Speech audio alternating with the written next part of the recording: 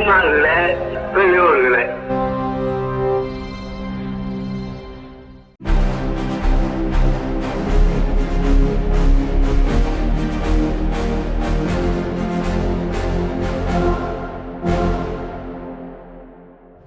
அனைவருக்கும் வணக்கம்.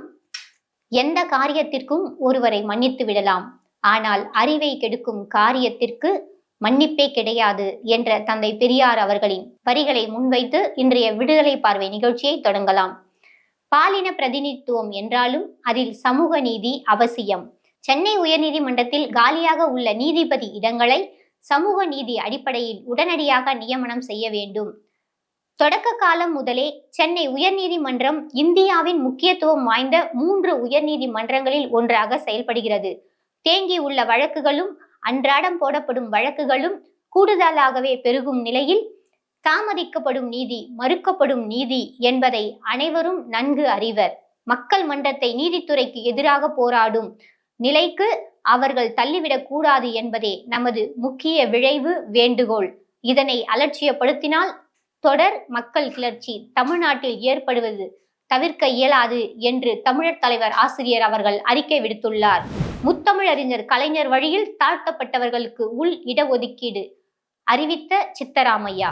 தமிழ்நாடு என்றாலே சாதனை சாதனை சாதனை, தமிழ்நாட்டு மக்களுக்கு நன்றி என தமிழ்நாட்டின் முதலமைச்சர் மு.க.ஸ்டாலின் அவர்கள் தனது எக்ஸ் தள பதிவில் தெரிவித்துள்ளார். புதுவை மாநிலத்திலும் இந்தி திணிப்பா என்ற தலைப்பில் இன்றைய விடுதலை தலையங்கம் இடம்பெற்றுள்ளது. ஒன்றிய பிஜேபி அரசின் தேசிய கல்விக் கொள்கையின் முக்கியத்துவம் மும்மொழி கொள்கை என்ற பெயரால் ஹிந்தியை, சமஸ்கிருதத்தை திணிப்பது. என்ன ஆட்டம் போட்டாலும் தந்தை பெரியாரின் மண் தமிழ்நாட்டில் மட்டும் எடுபடாது. காரணம், ஹிந்தி என்ற ஒரு மொழி மீது கொண்ட வெறுப்பல்ல, அதன் பின்னணியில் உள்ள பார்ப்பன பண்பாட்டு திணிப்பு என்பதுதான்.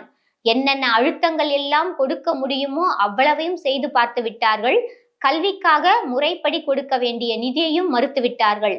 புதுச்சேரி மாநிலத்தை பொறுத்தவரை தமிழ்நாட்டை ஒட்டிய மண்ணின் குணம்தான் அதற்கு. ஹிந்தியை திணிப்பதோடு நிற்கவில்லை, புதுவை மாநிலத்தின் மண்ணோடு கலந்த பிரெஞ்சு மொழியையும் வெளியேற்றி இருக்கிறது. பிரெஞ்சு கலாச்சாரம் என்பது ஆதிக்க நோக்குடையதல்ல, அவர்களின் சகோதர உணர்வோடு ஒன்றியது. புதுச்சேரி மாநிலத்திற்கும் பிரெஞ்சு மொழிக்கும் உள்ள கலாச்சார தொடர்புக்கு ஒரு நீண்ட மிக ஆழமான வரலாற்று பின்னணி உண்டு. அது இன்றும் புதுச்சேரியின் அடையாளமாக திகழும் ஒரு தனித்துவமான கலாச்சாரமான கலவை. புதுவை மாநில பிரச்சனை தானே என்று தமிழ்நாடு கண்டும் காணாமல் போய்விடும் என்று நினைத்தால் அதை அவர்களுக்கு ஆபத்து வேறு ஒன்றும் இருக்க முடியாது என்பதை நினைவில் கொள்ளட்டும். புதுச்சேரியில் உள்ள சிபிஎஸ்இ பள்ளிகளில் 2026-2027 கல்வியாண்டு முதல் பிரெஞ்சு மொழி நீக்கப்படுவதாக அறிவிக்கப்பட்டுள்ளது. புதிய தேசிய கல்விக் கொள்கையின்படி பள்ளிகளில் ஒரு வெளிநாட்டு மொழியை மட்டுமே அனுமதிக்க முடியும் என்பதால் பிரெஞ்சு மொழி நீக்கப்பட்டுள்ளதாக தெரிவிக்கப்பட்டுள்ளது. புதுவை பள்ளிகளில் பிரெஞ்சு மொழி நீக்கம் தொடர்பாக திமுக அரசு போராட்டத்தை அறிவித்துள்ளது. சின்ன வடவாடி அறிவழகன் அவர்களின் மறைவை ஒட்டி கழக தலைவரின் இரங்கல் அறிக்கை இன்றைய விடுதலையில் இடம்பெற்றுள்ளது. மதுபான கொள்கை ஊழல் வழக்கு விவகாரம். டெல்லி உயர்நீதிமன்ற நீதிபதி முன் ஆஜராக மாட்டேன், நீதிமன்றத்தை புறக்கணித்து கெஜ்ரிவால் கடிதம். மேற்கு வங்க சட்டமன்ற தேர்தலில் 2/3 பங்கு இடங்களை வென்று 4வது முறையாக திரிணாமுல் காங்கிரஸ் ஆட்சி தொடரும், மம்தா நம்பிக்கை.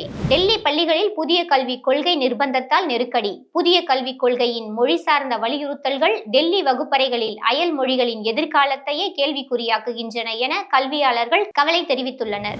ஆம் ஆத்மியின் கடிதத்திற்கு பதிலளிக்காமல் பாஜகவிற்கு ஆதரவாக செயல்படும் மாநிலங்களவை தலைவர். உயர்நீதிமன்றங்களில் 23 நீதிபதி பணியிடங்களை சமூக நீதி அடிப்படையில் நிரப்ப வேண்டும். குடியரசுத் தலைவருக்கு மனு அனுப்ப வழக்கறிஞர்கள் முடிவு.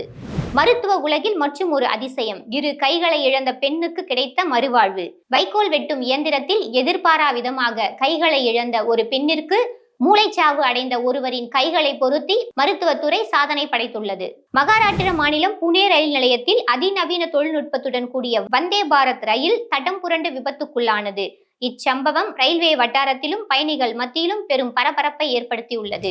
இந்தியாவிலேயே அரசு மருத்துவமனைகளில் உள் நோயாளிகளாக தங்கி சிகிச்சை பெறுவோரின் எண்ணிக்கை 43% பெற்று தமிழ்நாடு முதலிடம் பிடித்து சாதனை படைத்துள்ளது. காவிரி நதிநீர் மேலாண்மை ஆணையத்தின் 50வது கூட்டத்தை மாநிலங்களவையில் புதிய அரசுகள் பதவியேற்கும் வரை தள்ளி வைக்க வேண்டும் என்று இந்திய கம்யூனிஸ்ட் கட்சி கோரிக்கை விடுத்துள்ளது.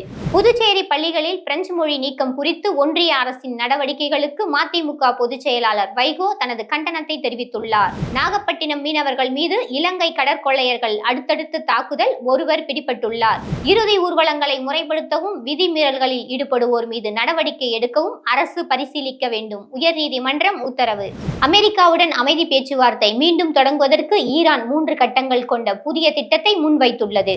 ஒன்றிய அரசுக்கு ஆதரவாக செயல்படும் டெல்லி உயர்நீதிமன்ற நீதிபதி முன் சிபிஐ மேல்முறையீட்டு வழக்கில் ஆஜராக போவதில்லை என அரவிந்த் கெஜ்ரிவால் அறிவித்துள்ளார். தமிழ்நாடு அரசியல் களத்தில் தீவிரமாக செயல்பட்டு வரும் தமிழ்நாடு வெற்றி கழக தலைவர் விஜய்க்கு குழந்தைகள் உரிமைகள் கண்காணிப்பகம் கடும் கண்டனம் தெரிவித்துள்ளது. தமிழ்நாட்டில் கோடை வெப்பம் உச்சமடைந்திருப்பதால் மருத்துவமனைகளில் ORS கரைசல் இலவசமாக வழங்க வேண்டும் என சுகாதாரத்துறை உத்தரவிட்டுள்ளது. சென்னை பல்கலைக்கழகத்தில் இயங்கும் பல்வேறு துறைகளில் டிப்ளமோ படிப்புகள் கற்பிக்கப்படுகின்றன. இந்நிலையில் சென்னை பல்கலைக்கழகத்தின் புவியியல் துறை நிலையான வளத்திட்டல் மற்றும் மேலாண்மைக்கான புவி அறிவியல் முறைகள் என்ற ஓராண்டு புதிய டிப்ளமோ படிப்பை அறிமுகம் செய்துள்ளது. இந்தியாவின் பன்முகத்தன்மைக்கு எதிராக பேசிய தமிழ்நாடு ஆளுநர் தனது போக்கை மாற்றிக்கொள்ள வேண்டும் என்றும், இல்லையெனில் அவருக்கு எதிராக போராட்டங்கள் முன்னெடுக்கப்படும் என்றும் இந்திய கம்யூனிஸ்ட் எச்சரித்துள்ளது. சீரிய கொள்கை பாடகர் தேனிசை செல்லப்பா மறைவு குறித்து திராவிடர் கழக தலைவர் அவர்கள் இரங்கல் தெரிவித்துள்ளார். நாளை ஏப்ரல் 29 புரட்சி கவிஞர் பாவேந்தர் பாரதிதாசன் அவர்களின் பிறந்த நாளையொட்டி காமராசர் சாலையில் உள்ள அவரது சிலைக்கு தமிழ் தலைவர் ஆசிரியர் அவர்கள் மாலை அணிவித்து மரியாதை செய்ய இருக்கிறார்கள். மேலும் இன்றைய விடுதலையில் பல்வேறு செய்திகள், கட்டுரைகள், மகளிர் அரங்கம் பகுதிகள் இடம்பெற்றுள்ளன. வாசகர்கள் அவற்றை படிக்கவும். நன்றி.